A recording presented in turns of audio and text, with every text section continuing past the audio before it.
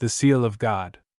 This message was delivered by Brother William Marion Branham on Friday evening, May 14, 1954, at the Branham Tabernacle in Jeffersonville, Indiana, USA. தேவனுடைய முத்திரை. இந்தச் செய்தியானது சகோதரன் William Marian பிரானம் அவர்களால் மே மாதம் 14ஆம் தேதி 1954ஆம் வருடம் வெள்ளிக்கிழமை மாலையில் அமெரிக்கா, இந்தியானா, ஜெபர்சன்வில்லில் உள்ள பிரானம் கூடாரத்தில் அளிக்கப்பட்டது.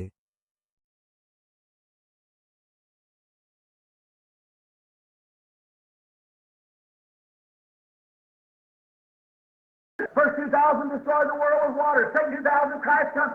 In the last 2,000 years I'll pour out my Spirit. Amen. Hallelujah. Hallelujah. Now I'll educate some preachers and send out some priests. முதலாவதாக 2000 உலகம் தண்ணீரினால் அழிக்கப்பட்டது. 2000 கிறிஸ்து வந்தார். கடைசி 2000 ஆண்டுகளில் நான் என்னுடைய ஆவியை ஊற்றுவேன். அல்லேலூயா. நான் சில பிரசங்கிமார்களுக்கு கல்வி கற்பித்து சில குருமார்களை அனுப்புவேன் என்றல்ல. My spirit from on high. Your sons and daughters shall prophesy. Upon my handmaids and maidens I'll pour out my spirit and they shall prophesy. ஆனால் நான் உன்னதத்திலிருந்து என் ஆவியை ஊற்றுவேன். உங்கள் குமாரரும் குமாரத்திகளும் தீர்க்கதரிசனம் சொல்லுவார்கள். என் ஊழியக்காரர் மேலும் ஊழியக்காரிகள் மேலும் நான் என் ஆவியை ஊற்றுவேன். அப்பொழுது அவர்கள் தீர்க்கதரிசனம் உரைப்பார்கள். I'll show signs in the heavens above and in the earth below. Amen. That's what it was. That was inauguration. நான் மேலே வானத்திலும் கீழே பூமியிலும் அடையாளங்களை காண்பிப்பேன். அது அப்படித்தான் இருந்தது. அது துவக்க விழாவாய் இருந்தது. And those Jews laughed and made fun and said they're full of new wine. That sealed their destination. அப்பொழுது அந்த யூதர்கள் நகைத்து பரிகசித்து அவர்கள் மதுபானத்தினால் நிறைந்திருக்கிறார்கள் என்றனர். அதுவே அவர்கள் போக வேண்டிய இடத்தை முத்திரையிட்டது. In 1896 come the Titus coming down from the port. Jerusalem was compassed about with armies. And you know what takes place? Those Jews said, now we shall return to the house of the Lord. கிபி 96 தீத்துவின் காலத்தில் எருசலேம் சேனைகளால் சூழப்பட்டிருந்தது. என்ன சம்பவித்தது என்று உங்களுக்கு தெரியுமா? அந்த யூதர்கள் எப்பொழுது நாம் கர்த்தருடைய வீட்டிற்கு திரும்புவோம் என்றனர். ஆனால் எச்சரிக்கப்பட்ட பரிசுத்த ஆவியினால் நிரப்பப்பட்டவர்கள் Josephus says those cannibal type people who have been eating the body of this Jesus of Nazareth said they hid his body away and been eating of it. They were eating the communion. Said that they them bunch back there, them heretics. Josephus நரமாம்சம் தின்ற மாதிரியான ஜனங்கள் இந்த நசரேயனாகிய இயேசுவின் சரீரத்தை புசித்துக் கொண்டிருக்கிறார்கள் என்று கூறினான். அவர்கள் அவருடைய சரீரத்தை மறைத்து அவர்கள் அதை புசித்தனர் என்று கூறி அவர்கள் ராபோஜனத்தை புசித்துக் கொண்டிருந்தனர். முற்காலத்தில் அவர்கள் அங்கே மதபேதம் உள்ளவர்கள் என்று கூறினர். Did you know that people back there were called heretics? Amen. You know that? You know what a heretic is? Somebody crazy. Look at St. Paul. முற்காலத்தில் அந்த ஜனங்கள் மதபேதம் உள்ளவர்கள் என்று அழைக்கப்பட்டனர் என்பதை நீங்கள் அறிவீர்களா? அது உங்களுக்கு தெரியுமா? ஒரு மதவெறியர் என்றால் என்ன என்று உங்களுக்கு தெரியுமா? யாரோ பைத்தியம். ஆம், பரிசுத்த பவுலை பாருங்கள். Now you people, you Baptists like to say St. Paul, oh I believe him. You Catholics say, oh St. Paul is kissed 200 feet away on statues over there at Rome. St. Paul, yes sir. எப்பொழுது ஜனங்களாகிய நீங்கள், பாப்டிஸ்ட்களாகிய நீங்கள் பரிசுத்த பவுல் ஓ நான் அவனை விசுவாசிக்கிறேன் என்று கூற விரும்புகிறீர்கள். கத்தோலிக்கர்களாகிய நீங்கள் ஓ பரிசுத்த பவுல் என்று கூறி 2 அல்லது 3 அடி தூரத்தில் உள்ள அவனுடைய சிலைகளை முத்தமிடுகிறீர்கள். அந்த சிலைகள் அங்கே ரோமாபுரியில் உள்ளன. பரிசுத்த பவுல் ஆமையா. Look what St. Paul said when he was before Agrippa. He said in the way they call heresy holy roller, that's the way I worship God. Amen. பரிசுத்த பவுல் அக்ரிப்பாவுக்கு முன்பாக இருந்தபோது என்ன கூறினான் என்று பாருங்கள். அவர்கள் மதபேதம் என்று அழைக்கிற விதத்தில் பரிசுத்த உருளை அந்த விதமாகவே நான் தேவனை ஆராதிக்கிறேன் என்றான். ஆமென்.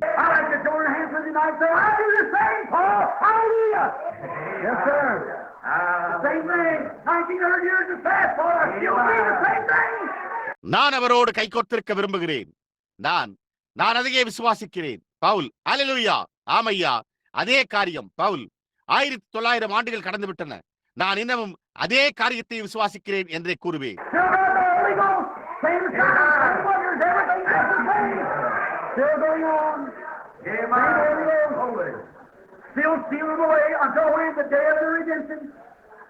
இன்னும் பரிசுத்த ஆவியை உடையவராய் அதே அடையாளங்கள், அதே அற்புதங்கள் எல்லாம் ஒரே விதமாகவே இன்னமும் அப்படியே செயல்பட்டுக் கொண்டு எப்பொழுது அதே பரிசுத்த ஆவியானவர் மீட்பின் நாள் வரைக்கும் முத்திரையிடப்பட்டிருக்கிறார். This gospel be preached what? Gospel. What is the gospel? Not the word. Only Paul said the gospel come to us not word only, but through power and demonstration of the Holy Ghost. Come the gospel. எந்த சுவிசேஷம் பிரசங்கிக்கப்படும்? என்ன சுவிசேஷம்? சுவிசேஷம் என்றால் என்ன? வார்த்தையை மாத்திரம் அல்ல. பவுல் சுவிசேஷம் நம்மிடத்தில் வந்தது வார்த்தையாக மாத்திரமல்ல, ஆனால் வல்லமையினாலும் பரிசுத்த ஆவியின் கிரியையினூடாகவும் சுவிசேஷம் உண்டானது என்றான். Paul said, I ever come with some seminary education, come speaking these swell words for your salvation to be based upon swell words and enchanting lips and some doxology or Apostles' Creed or something like that. I never come to you like that. Pavul, நான் ஒருபோதும் வேதப்பள்ளி கல்வியோடும் பெரிய புரியாத சொற்கொடுகளை கூறுவதற்காக வரவில்லை. அகந்தையான வார்த்தைகளை அடிப்படையாக கொண்டதும் வசீகரிக்கும் உதடுகளின் திறமையோடு உள்ள உங்களுடைய ரட்சிப்புக்காக அல்ல, சில தேவனுடைய துதிப்பாடல் அல்லது அப்போஸ்தலருடைய கோட்பாடுகள் அல்லது அதை போன்ற ஏதோ ஒரு காரியத்திற்காக அல்ல. நான் அந்த விதமாக உங்களிடம் ஒருபோதும் வரவில்லை. But I come to you knowing only one thing, the power of the resurrection of Jesus Christ and the demonstration of the Holy Ghost. Holy. Hallelujah. God give us some more power. Amen. It won't draw a punch. ஆனால் நான் ஒரு காரியத்தை மாத்திரம் அறிந்தவராய் உங்களிடம் வருகிறேன். இயேசு கிறிஸ்துவின் உயிர்த்தெழுதலின் வல்லமைக்கும் பரிசுத்த ஆவியின் கிரியைகளுக்காகவுமே என்றான். அல்லேலூயா.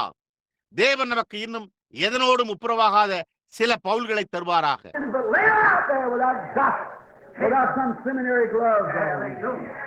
Amen. Seal of God. Amen.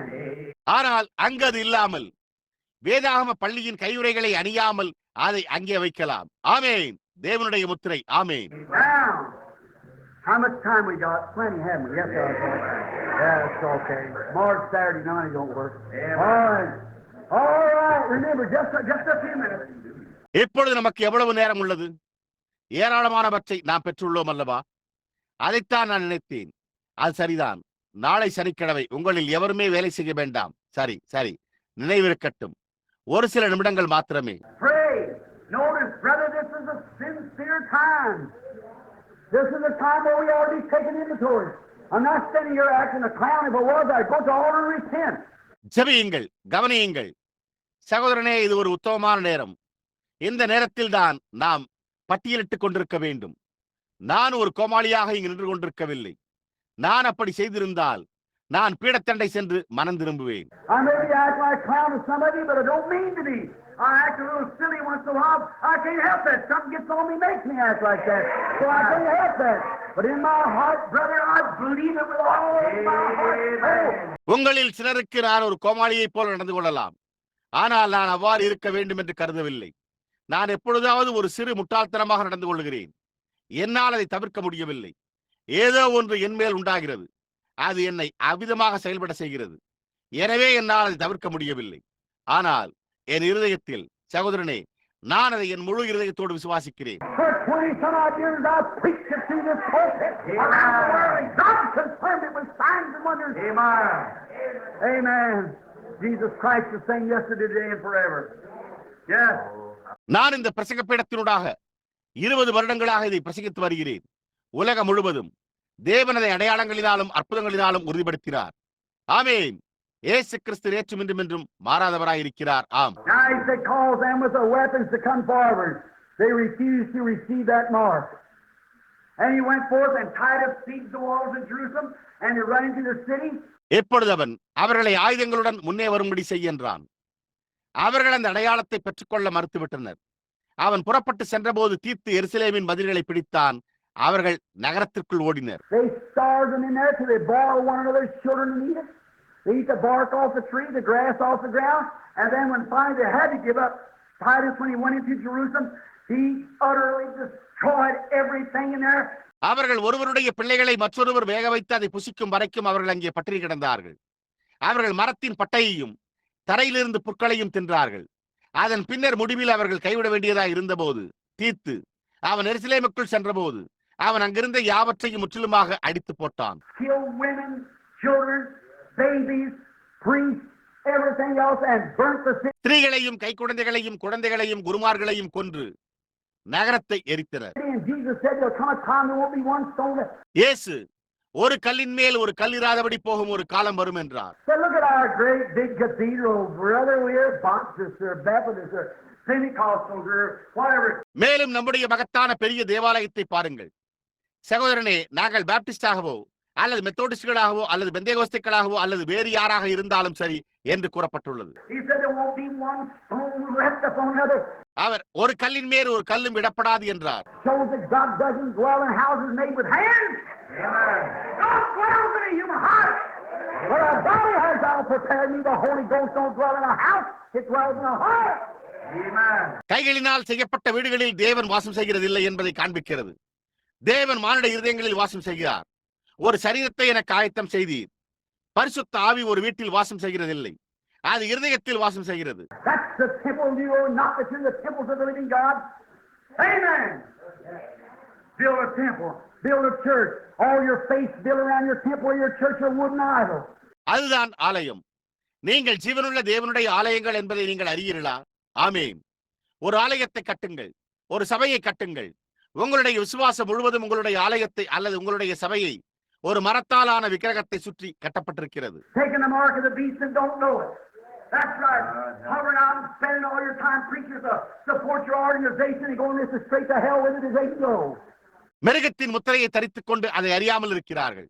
அது உண்மை. பிரசங்கிமார்களே, உங்களுடைய ஸ்தாபனத்தை ஆதரிப்பதற்காக உங்களுடைய முழு நேரத்தையும் செலவழித்து அவர்களால் செல்ல முடிந்த அளவு நேராக நரகத்திற்கு செல்கிறார்கள். I'll tell you, brother, time man woke up and preached the gospel with the power of the Holy Ghost everywhere.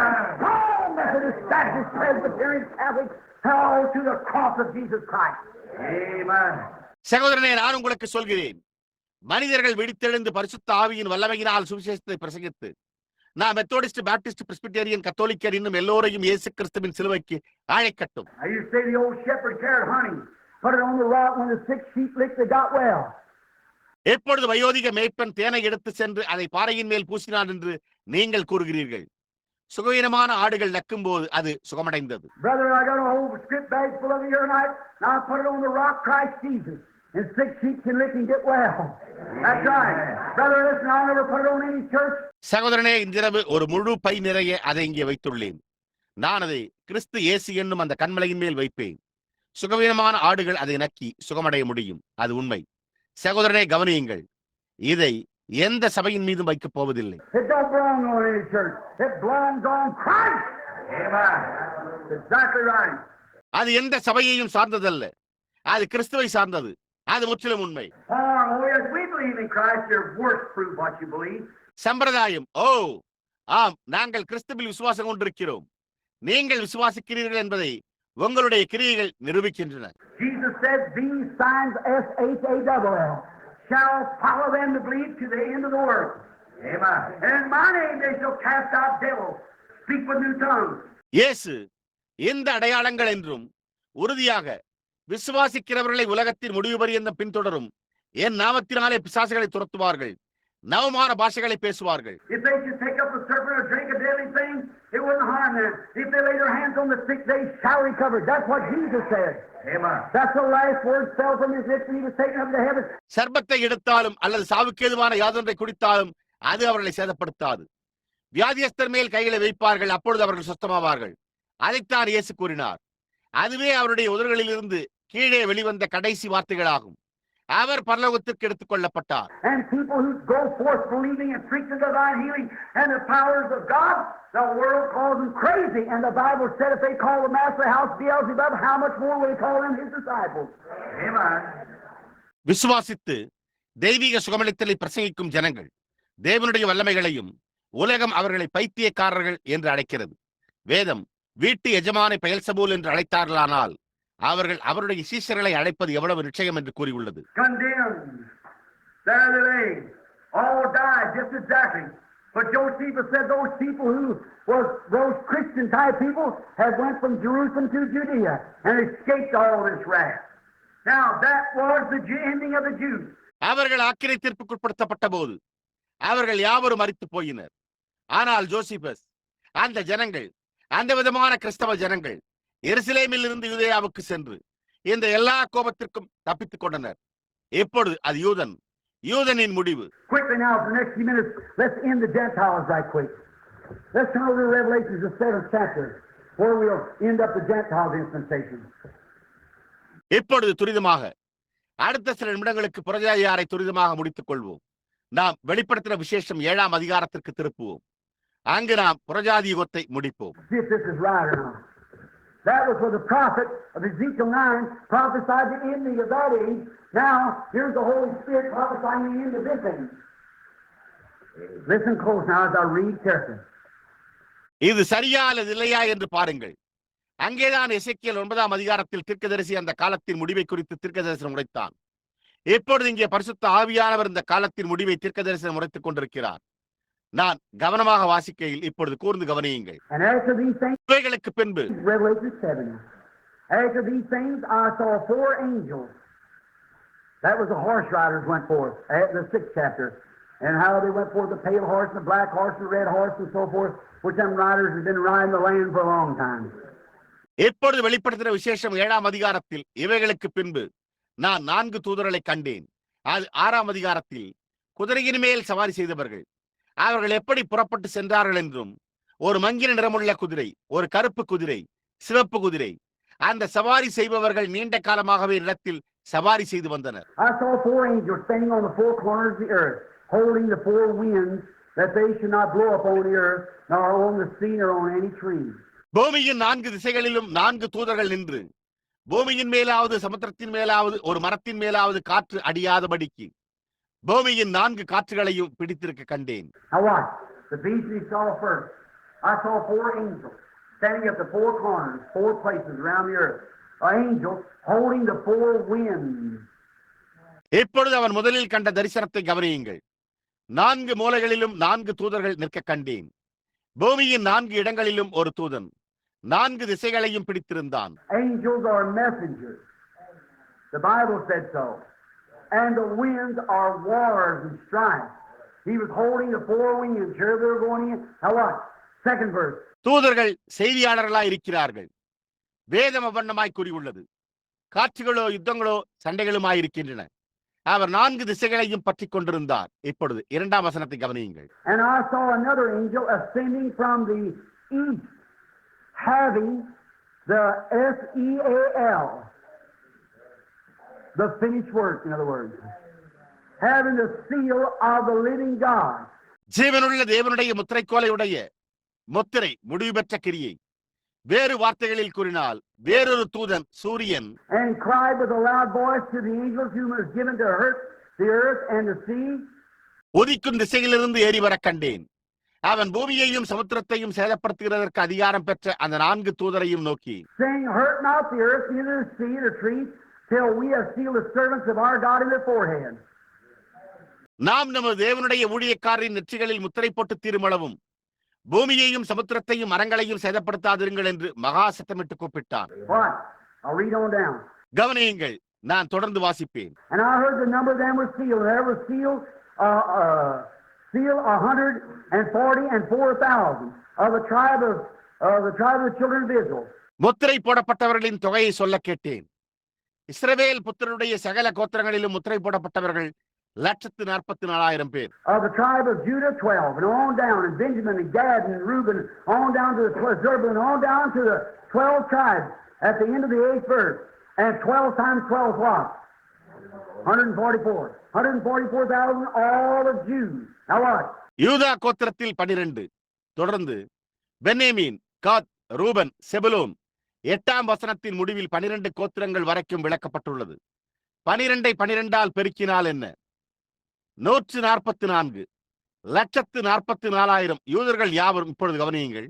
And after this I beheld, and lo, a great multitude, which no man can number, of all kindred tongues and nations. இவைகளுக்கு பின்பு நான் பார்த்தபோது இதோ சகல ஜாதிகளிலும் கோத்திரங்களிலும் ஜனங்களிலும் பாஷைக்காரிலும் இருந்து வந்ததும் ஒருவனும் எண்ணக்கூடாதுமான திரளான கூட்டமாகிய ஜனங்கள். Where did they come up from?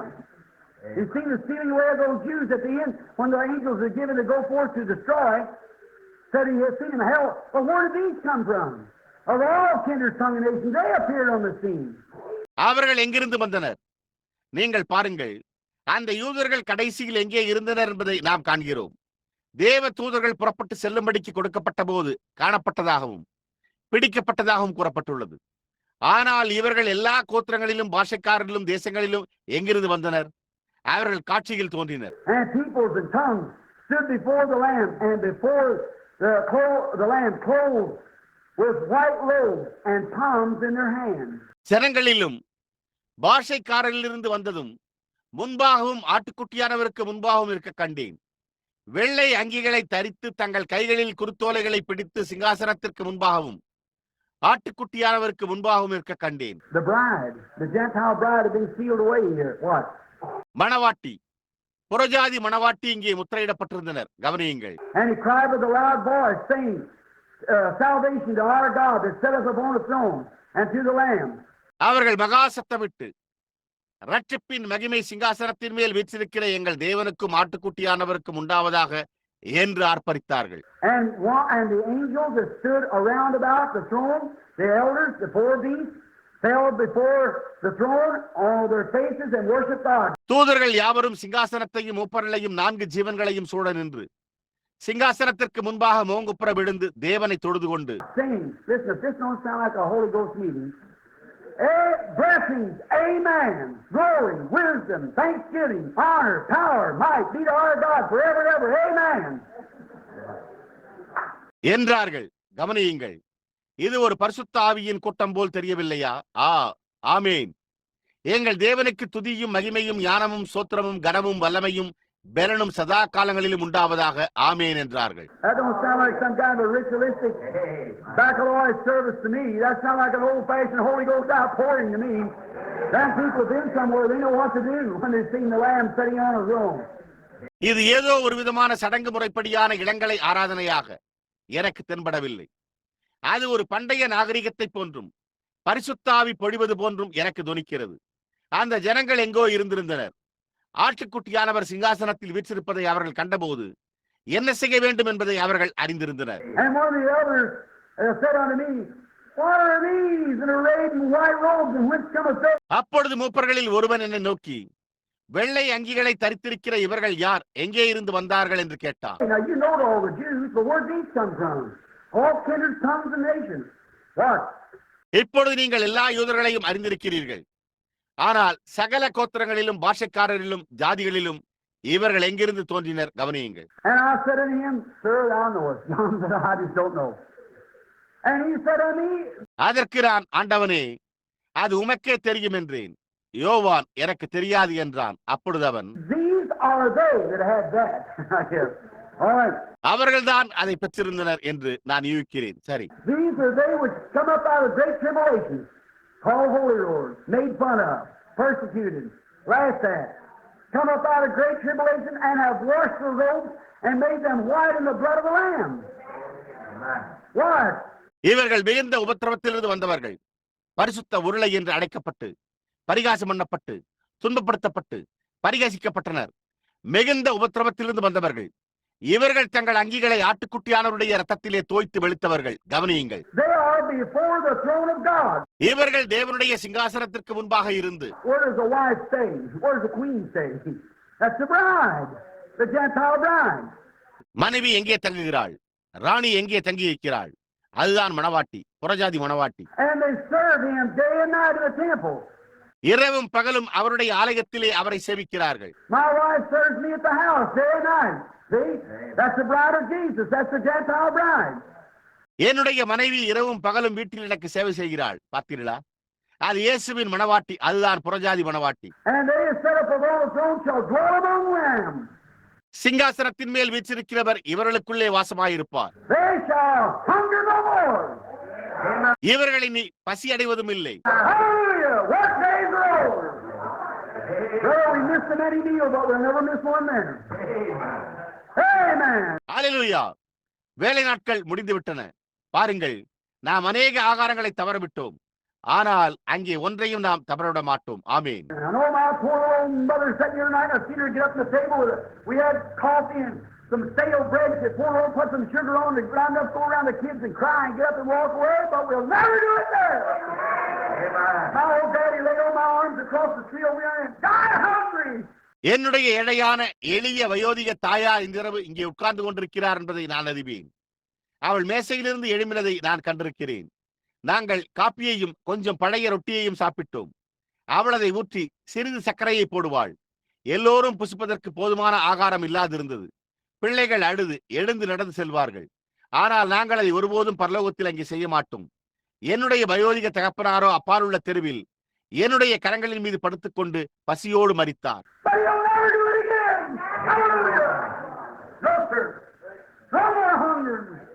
ஆனால் நாம் அதை மீண்டும் ஒருபோதும் செய்ய மாட்டோம். அல்லேலூயா. இல்லை ஐயா, இனி பசியே இருக்காது.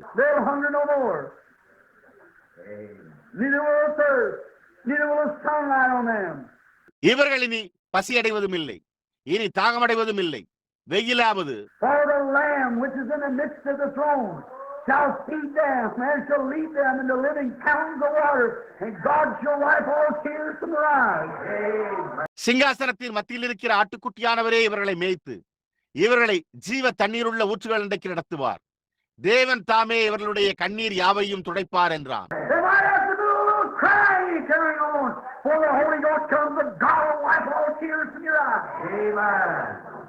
பரிசுத்த ஆவியானவர் வரும்போது அவர்கள் சற்று அழுது புலம்ப வேண்டி இருக்கலாம். ஆனால் தேவன் உங்களுடைய கண்களில் இருந்து எல்லா கண்ணீரையும் துடைப்பார்.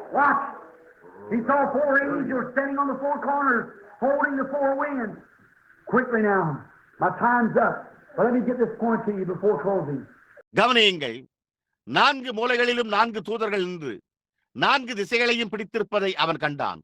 எப்பொழுது சீக்கிரம், என்னுடைய நேரம் முடிந்து விட்டது.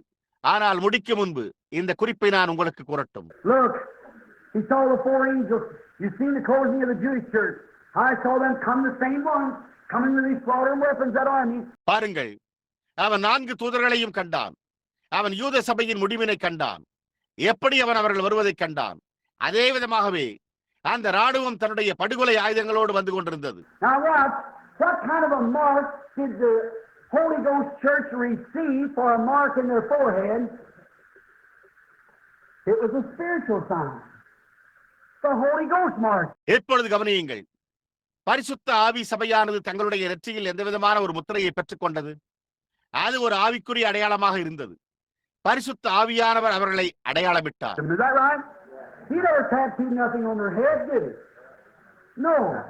அது சரியா? அவர்களுடைய தலையில் அவர் பச்சை குத்தவில்லையா? இல்லை.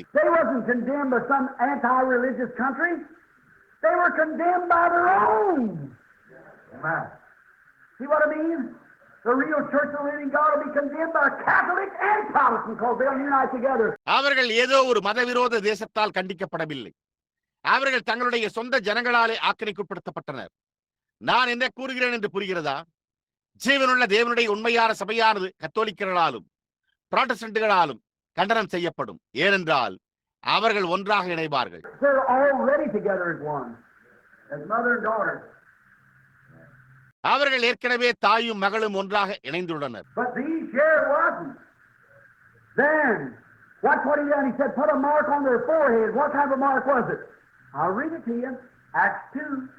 ஆனால் இவர்கள் இங்கே இருக்கவில்லை. அப்பொழுது அவர் என்ன செய்தார் என்பதை கவனியுங்கள். அவர் அவர்களுடைய நெற்றியில் ஒரு முத்திரையை போடுங்கள் என்றார். அது என்ன விதமான ஒரு அடையாளமாய் இருந்தது? நான் உங்களுக்கு அப்போஸ்தலர் 2ஆம் அதிகாரத்தை வாசிப்பேன். And one place, and suddenly there came a sound, the angel coming from heaven. அவர்கள் எல்லோரும் ஒரு மனதோடு ஒரே இடத்தில் இருந்தனர். அப்பொழுது சடுதியாய் ஒரு முழக்கம் உண்டாயிற்று. வானத்திலிருந்து தூதன் வருகிறார். நீங்களோ தூதன் ஒரு சத்தமாய் இருந்தாரோ என்று கேட்கலாம். What was it before David when he heard the rushing of the wheat mulberry leaves that night when he waited to hear it go forth? I heard a sound from heaven like a rushing mighty wind. God going before. அது என்னவா இருந்தது? தாவீதுக்கு முன்பாக என்ன சென்றது? அவன் இலைகளின் இரைச்சலை, முசுக்கட்ட இலைகளின் இரைச்சலை கேட்டபோது அந்த இரவோடு இரவாக அவன் புறப்பட்டு செல்ல பயந்திருக்க செய்தது என்ன? பலத்த காற்றடிக்கிற முழக்கம் போல் வானத்திலிருந்து ஒரு முழக்கத்தை கேட்டான். தேவன் அவர்களுக்கு முன்பாக சென்றார். Holy Ghost and power. Out to the streets they went, leaping and jumping and speaking in tongues and stammering of lips and shouting. சடிதியிலே பரிசுத்த ஆவியும் வல்லமையும் அவர்களுக்கு தரிசனமானது. அவர்கள் வீதிகளினூடாக வெளியே சென்று துள்ளி குதித்து அந்நிய பாஷைகளில் பேசி பரியாச உதடுகளினால் சத்தமிட்டு And acting like a brother, everybody just rejoicing and praising the Lord God. Is that right? ஒரு குடிகாரனைப் போல நடந்து கொண்டு ஒவ்வொருவரும் கலிகூர்ந்து தேவனாகிய கர்த்தரை துதித்துக் கொண்டிருந்தனர். அது சரிதானே? That's the way God does. When He sends His power down with the baptism of the Holy Ghost, it moved in like that, and away went the message. Hallelujah! And they shouted and screamed and spoke in tongues, and went out there. அந்த விதமாகத்தான் தேவன் தம்முடைய வல்லமையை பரிசுத்த ஆவியின் அபிஷேகத்தோடு அனுப்புகிறார். அது அங்கே அசைவாடின போது செய்தியானது புறப்பட்டு சென்றது. அல்லேலூயா! அவர்கள் சத்தமிட்டு கூச்சலிட்டு அந்நிய பாஷைகளில் பேசி அங்கே சென்றனர். And that was the mark that God put upon the people. Is that right? Amen. God put the mark. And that's the kind of a mark God is going to put on His people today. அதுவே தேவன் ஜனங்களின் மேல் வைத்த அடையாளமாய் இருந்தது. அது சரியா? தேவன் அந்த அடையாளத்தை போட்டார்.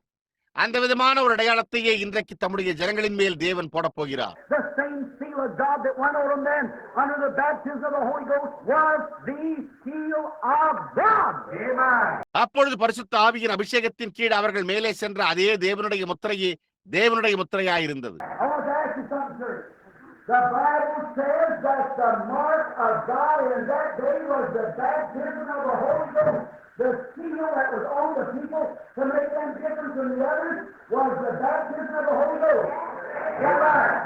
சபையே, நான் உங்களை ஒன்று கேட்க விரும்புகிறேன்.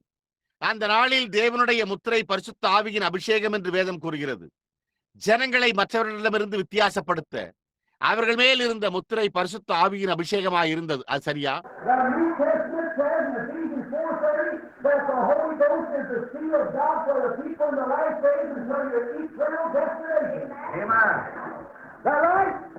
Then the Holy Ghost was right. புதிய ஏற்பாடு எபேசியர் 4:30 பரிசுத்த ஆவி தேவனுடைய முத்திரை என்று கூறியுள்ளது. இந்த கடைசி நாட்களில் உள்ள ஜனங்களுக்காக உங்களுடைய நித்திய இலக்கை அடைவீர்கள். அது சரியா? அப்பொழுது பரிசுத்த ஆவியானவர் சரியாக இருந்தார்.